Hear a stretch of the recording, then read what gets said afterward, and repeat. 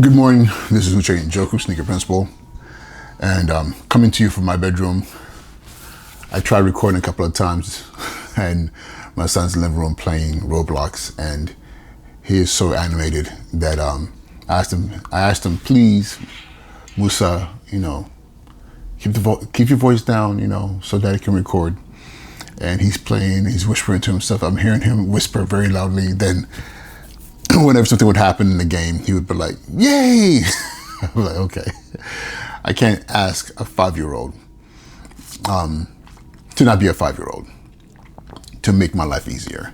So I am in the bedroom recording because, you gotta let, the little prince do what he does. It's funny. His name is Musa, and one of my favorite movies is The Prince of Egypt, which is Moses. And that's what Musa means. It means Moses. He who came out of the water, and prophetically, he who will lead his people to freedom. That's on a complete side note. That's how my brain works. I just want to give you guys an update of what's been going on my end. I know I made this promise to record content for 180 days, and that sucker fell apart. I am constantly creating content. I'm writing. I'm helping my students create with their podcasts and trying to find a way to multiply myself so I can do all these different things. I had a couple of projects I was supposed to be working on, couldn't really follow through with it because of the priority of what's happening in my school. So I'm spending this weekend, spring break, trying to figure out how to finish from now to the end of the school year and be able to meet all my obligations. It's a lot of work. It's a lot of work when you're trying to do something amazing, something that hasn't been done before, or if it has been done before, not in the way that you are working on doing it. For those of you who've been following along, just to rehash, we got features. My school got featured on PIX11 News here in New York City, and days later, got invited to be on Morning in America on NewsNation, live for the world to see me and one of my students talking about the work we're doing in our middle school in the South Bronx, which is quite amazing. It's funny. May 1st will make it 2 years since I've been at this school. And early on in my tenure at the school, I did say that my goal was to make sure that everybody knew what we were doing, going from being on a closure list to being on a national stage. And we did, and it's happened. And now the question is, what are we going to do with it? And so my work right now is to keep pushing the envelope, keep getting people thinking about what middle school education can look like. I'm using, MS224, Inspiration and Discovery, on 345 Brook Avenue in the South Bronx as a model for what that can look like. We are by no means perfect, but we are seeing what perfection can look like. And of course, nothing's ever perfect, but when I say perfection can look like, perfection in the sense of excellence. What can you do to take something that is perceived as not being good enough? And what does it look like when it becomes great? Are we there yet? By no means, but are we working towards it every single day? And so that's been the core of the work that's been happening for the past weeks, months, and I'll be honest with you, for the past 2 years. And now it's spring. Spring is upon us. It's testing season, and we're getting ready to see whether or not the work that we've done to prepare our kids to sit for exams, to measure proficiency growth in our school. We did it last year. We grew at levels in math, especially that put us on the list of one of the highest growers in the borough of Bronx, and I would say essentially in New York City.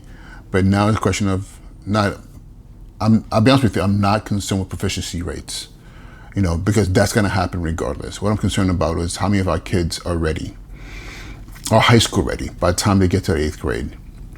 Right now, these 8th graders that I have right now were the 6th graders that I met when I arrived at the school, and it was the month of May.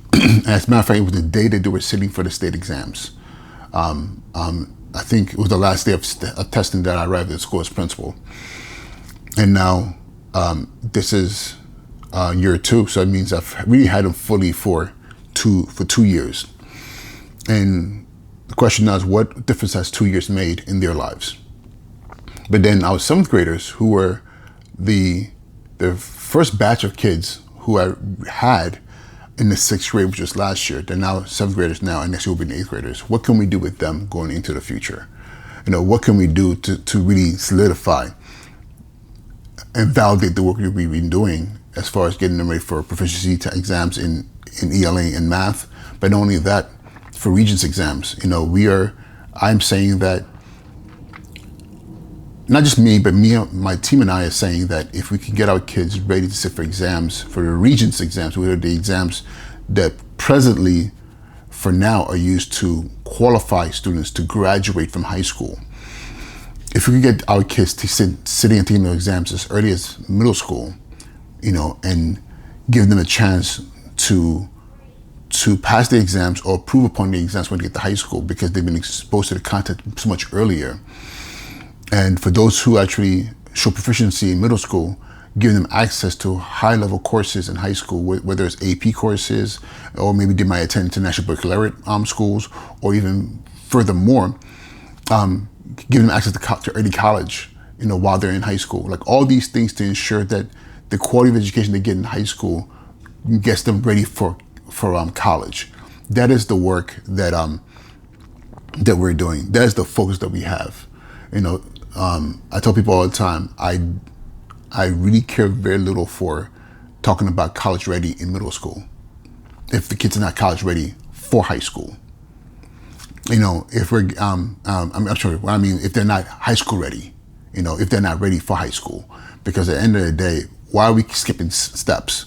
Let's get our children ready to go into high school and really take advantage of every opportunity they can get in high school, to the point of being college ready, having college credits by the time they get to college, making sure they have a very clear vision of what it is that they want to pursue when they get to college. And if they don't know what they want to do in college, at least give them the foundation to be high-level thinkers, learners, critical thinkers, writers, readers, speakers, so when they get to that college level, they're competitive.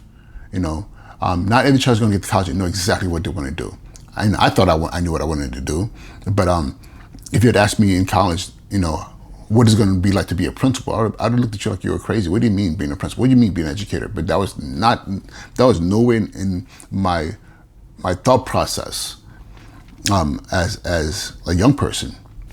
But here I am now. But thank God for a quality college education, me being pushed to be a reader, to be a thinker, to be a writer, to be a speaker, which allowed me to now walk into what I've been doing for the past 20 years effectively. So that is the vision. That's what's been occupying my thought process, my mind, for the past months, weeks, if not even years, as far as how do we take, what we do in middle school and make it something immense, something poignant, something purposeful, something targeted to make sure that our kids are being ready. And not only that, how does this impact the level of teaching that's happening? How does this impact the teachers, the teacher mindset? Because again, in my hallways, in my little school in the South Bronx, I have teachers who are thinking Regents, teachers who are thinking like high school teachers, thinking about proficiency. Do our kids understand what's happening here? Can they show their skill levels versus just teaching for the sake of teaching, versus just teaching as a job, versus just teaching for the sake of just getting to the end of the year and having your 2 months off for summer. That is the work that we're doing. And I'll tell you this, it's a lot.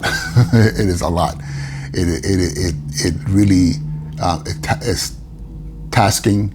But one thing I'll tell you this, I am proud of my teachers. We've gotten to the point where, I'll give you a quick example. Right now, spring break, Friday, the day before we go on spring break, or the day before any kind of holiday, whether it's a 3-day weekend, whether it's a week off, that Friday and Thursday tends to be the lowest attendance days for most schools. And at this school, we've been able to maintain, for the most part, I think barring maybe a day or two throughout the whole entire school year, the day before break, being able to maintain over 90% attendance. This past Thursday, I think we had like 93%. Then I believe on Friday we had 90 or 91, maybe 92. I think it was 91%. Kids are showing up. Kids are showing up. Kids are excited to be in school. And when we have them, we take advantage of the time that they're with us. And to the point where the kids understand, we're here to learn. We're here to achieve something versus going to school because I have to go to school versus going to school because, they're making me go to school. So for me, that's so exciting. And I'll tell you this, on Thursday, I had teachers who were not feeling well. I mean, this year there's been a lot of stuff going around, and some people catching COVID, some people having just colds and allergy season and everything else. I had 2 teachers who were looking bad on Thursday. So I already accounted for them not showing up on Friday. But guess what? They still showed up. Even though they were like, I don't know if I'm going to make it, And I'm looking at their faces. I'm like, yeah, you might just stay at home. We'll figure it out Friday. They called and said, you know what? I feel a little bit better. I know I need to be there. And they showed up. And I told you, it's not I told you, but I'm telling you, that is what happens when you create a space, a school environment where people are like, nah, I am all in. I am locked into the vision. I'm locked into the work that we're doing. And I know for a fact that this is important work. This is where it goes beyond having a job to knowing that I have work to be done. And I'll tell you this, any day, I'd rather have work to do than just have a job. But listen, one thing about work, real work requires a level of fine-tuned energy where you're knowing I'm focusing on this thing that I'm doing because this is a thing that I do because I do it that well. Versus a job that says, okay, do these tasks and I'll pay you for it. I don't want to spend my day doing tasks. I want to spend my day doing work. The thing that I know that I'm great at, that only very few can do it the way I do. And that's why I'm being relied on. But yeah, I know I'm mumbling now, but I just wanted to share with you what's been going on. And I'm going to try my best to get back to just the cycle of creating content and being more targeted. It's been hard. It's been hard trying to find, the time and balance to get these things done. Again, I wish there was 3 of me so I can do all the things that I want to do. But in the interim, I'm going to keep writing. I'm going to do my best to put up as much content as I can. Sometimes it might feel random, but I'd rather do random than not do anything at all. All right, y'all. We're Chain Joker, Sneaker Principal. Have an amazing rest of today is Tuesday. And I'll talk to you soon. All right. Be well. Cheers.